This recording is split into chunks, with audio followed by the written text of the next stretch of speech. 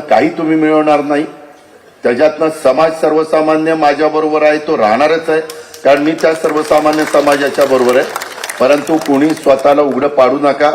मला सगळ्या भागाला सांगायचं आहे, पंढर योगेश आलाय घर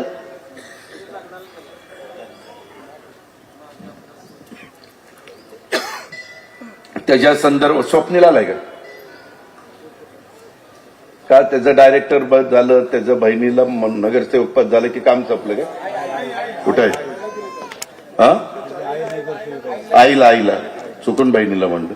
आता एवढ्या ह्याच्यात जरा चुकतंय, समजून उमजून घ्या, मला समजून घ्या।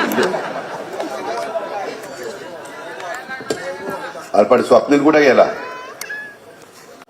तिकीट मागताना कसे येतात, तिकीट द्या तिकीट द्या तिकीट द्या। मी मात्र कोणालाही तिकीट दिली तर मी मात्र त्यांची कामं करायची आणि तुम्ही तुमच्या पुरतं बघणार। उद्या सकाळी भेट म्हणावं मला तिथं, योगेशला पण भेटायला सांगा, स्वप्नीलला पण भेटायला सांगा। हे असलं नाही चालणार, त्याला आम्ही रक्ताचं पाणी करतोय।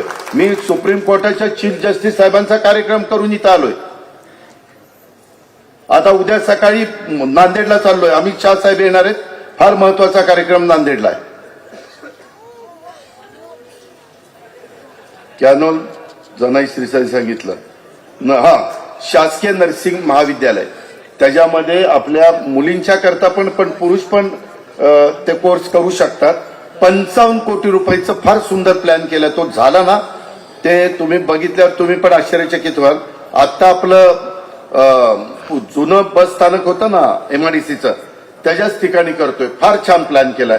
मी परवाच त्याला मान्यता दिली। आणि जिल्हा क्रीडा संकुल कटफळचं 75 कोटी रुपयाचं जिल्हा क्रीडा संकुल आहे, 75 कोटीचं।